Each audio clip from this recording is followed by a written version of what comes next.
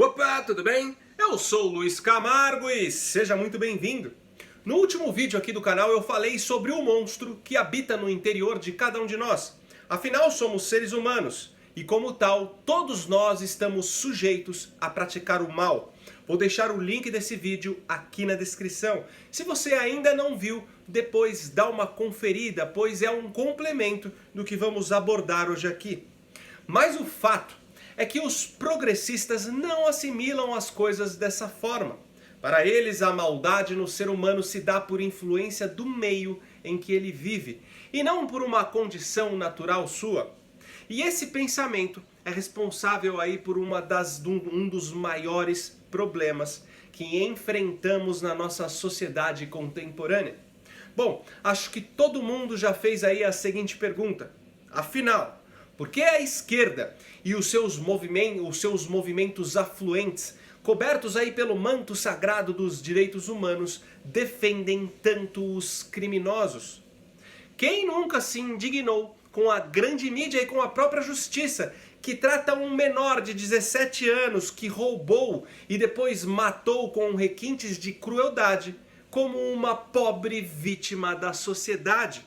Enquanto um policial que no cumprimento da sua função mata um traficante é tratado como um transgressor da pior espécie. Ou em um caso de estupro, onde um imbecil qualquer sai de um baile funk e violenta uma mulher indefesa. E aí, ao invés de termos nesse crime hediondo uma única vítima, temos duas, a mulher e o estuprador, que só fez o que fez por ser aí vítima de uma tal cultura do estupro. Afinal, quais são os mecanismos que estão aí por trás desse lastimável processo de dividir a responsabilidade de um crime com toda a sociedade? O que está por trás desse verdadeiro culto aos bandidos, que alguns chamam de bandidolatria? E é exatamente isso que vamos compreender hoje. Mas antes, já deixa seu like para o vídeo ganhar relevância e não ir para o buraco negro do YouTube. Confere se está tudo ok com a sua inscrição. Confere também se o sininho está ativo. E se for novo por aqui, me dá essa moral e se inscreve no canal. Então vamos lá. Desde o fim do regime militar, a esquerda fez importantes trâmites no campo jurídico para promulgar leis e abrandar as penas dos nossos delinquentes de estimação, além de orquestrar uma rede de advogados dedicados em dificultar a ação policial. E assim, chegamos ao ponto aí de ter um Estado que criminaliza a repressão da polícia, mas que é complacente com os criminosos através de políticas de desencarceramento, com os indultos e os saidões, através da audiência de custódia, através do auxílio reclusão, também chamado aí de Bolsa Bandido, que é um benefício que os dependentes dos presidiários recebem enquanto estes estão cumprindo as suas penas. Ou seja, no Brasil, você pode matar, roubar e sequestrar, seguro de que, se for preso, a sua família não passará necessidades. Agora, se você, cidadão de bem, que com os impostos financia a estadia do bandido na cadeia e também a bolsa que a família dele recebe, caso você tome um tiro e morra por algum marginal que queria roubar o seu relógio, o governo não garante nada para a sua viúva ou para os seus filhos. Mas o resultado disso tudo, junto e misturado, é um Brasil que figura sempre nos topos das listas de países mais violentos do mundo. Aqui mais de 60 mil corpos são espalhados pelo chão todos os anos, vítimas da criminalidade.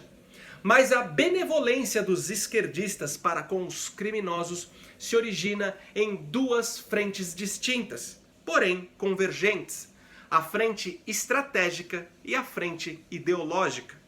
Quanto à estratégica, Lenin dizia que o melhor revolucionário é um jovem desprovido de moral, pois é ele quem desmonta a estrutura social que precisa ser desorganizada para facilitar a ascensão revolucionária.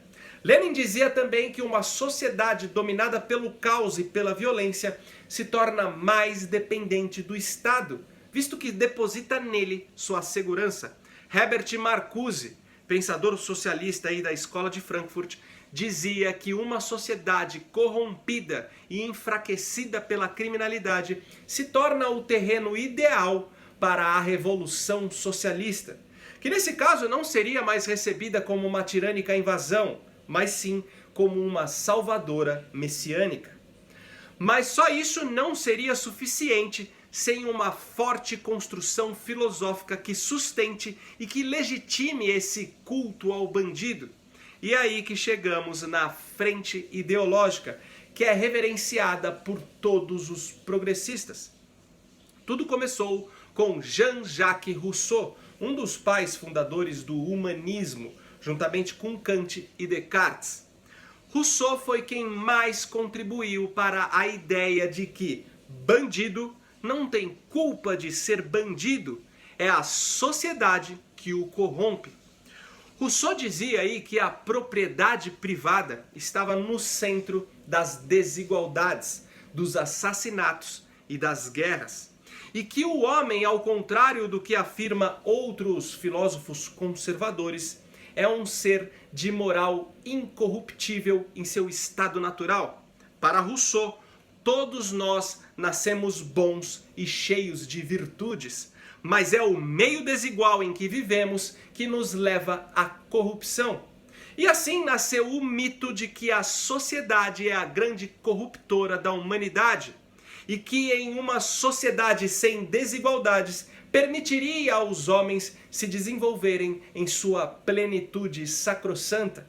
E é aí que pousamos naquela sociedade perfeita e imaculada, prometida aí no estágio final do comunismo.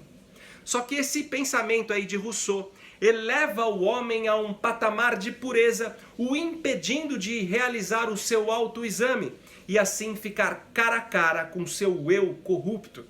E é um fato inconteste que só conseguimos caminhar em direção a algum tipo de virtude quando percebemos o quanto somos maus. O pior disso é que qualquer um que acredite aí que é naturalmente bom e que são as circunstâncias que o corrompem, estará pronto para cometer todo tipo de delito contra essas circunstâncias. E por consequência, nenhuma possibilidade de condenação. Pois os delitos aí nesse caso foram cometidos visando a destruição da própria estrutura causadora dos males. E aí, meu amigo, todo crime é justificável. Por isso que podemos entender a mentalidade esquerdista em não se indignar com os genocídios causados pelos regimes comunistas no decorrer da história, pois estes crimes são encarados como a destruição de um sistema maligno, justificados em nome de uma futura sociedade perfeita, onde todos serão iguais e livres de maldades. Essa lógica aí de que a virtude é o estado natural do homem, mas o meio desigual que o corrompe, poderia ser facilmente desmistificada apenas analisando algumas tribos primitivas, onde estas viviam sim em sociedades igualitárias e mesmo assim cometiam terríveis barbáries uns com os outros. Mas o ponto fatídico, como eu já falei aí no vídeo anterior, é que o ser humano é ontologicamente ambíguo, ou seja, já nascemos contemplando a corrupção e a virtude em nossas almas. Vivemos em um conflito perene entre a retidão e a intemperança. Possuímos a mesma natureza de Hitler e de São Francisco de Assis. Analisando isso à luz da Bíblia, chegamos na doutrina do pecado original, onde já nascemos em um estado de transgressão. E é justamente por isso que a salvação na concepção cristã é externa a nós. É pela graça de Deus e não pelos nossos esforços em cumprir aí seus elevados critérios, já que isso seria impossível devido à nossa natureza pecadora. Bom, você crendo ou não na Bíblia, a realidade é que todos nós temos milhares de pulsões malignas latentes no nosso interior. Mas ao mesmo tempo, somos dotados da capacidade de não externá-las. temos a capacidade de refrear o mal. Em um momento de raiva, podemos aí ter o desejo de arrebentar a cara do cidadão que nos deu uma fechada no trânsito. Podemos ter o desejo de matar alguém que puxou o nosso tapete no trabalho. Assim como podemos ser casados, mas ter o desejo de ir para a cama com uma outra pessoa que conhecemos aí em uma viagem de negócios. Podemos ter o desejo de se apropriar de algo que não seja nosso. Podemos ter o desejo de aceitar uma propina. Mas como seres humanos, o que nos diferencia dos demais animais é justamente a capacidade de ir contra os nossos desejos, a capacidade de ir contra os nossos instintos. Somos dotados da capacidade de impedir que as nossas pulsões malignas interiores sejam externadas em forma de atos concretos. Somos dotados da capacidade de fazer o que é certo no lugar daquilo que em um primeiro momento nos pareça bom e prazeroso. E é claro que o meio ou a sociedade pode influenciar em certa medida aí nossos atos e influencia tanto para o bem como para o mal. É óbvio que a pessoa que nasceu vendo seu pai espancar a sua mãe todos os dias, a pessoa que mora aí em um lugar repleto de violência gratuita, terá mais dificuldade em externar virtudes do que uma outra que nasceu aí em um ambiente mais saudável. Dizer o contrário seria até desumano. O fato é que o meio pode sim influenciar, mas jamais pode determinar. O meio nunca vai suplantar nossa capacidade de escolha. O meio jamais vai suplantar nosso livre-arbítrio para escolher o bem em detrimento do mal. Por isso, a partir do momento que nos organizamos em sociedade, regras são necessárias, justamente para nos proteger da nossa própria maldade. E o descumprimento dessas regras devem ser passíveis de punições, independente da influência do meio, pois o meio sempre será caótico por resultado da própria iniquidade humana. E quanto mais severas e eficazes forem as punições, mais harmoniosa será a nossa convivência dentro desse caos. Se o delinquente que invadiu a propriedade de alguém for recebido a tiro, outro delinquente pensará 10 vezes antes de fazer o mesmo.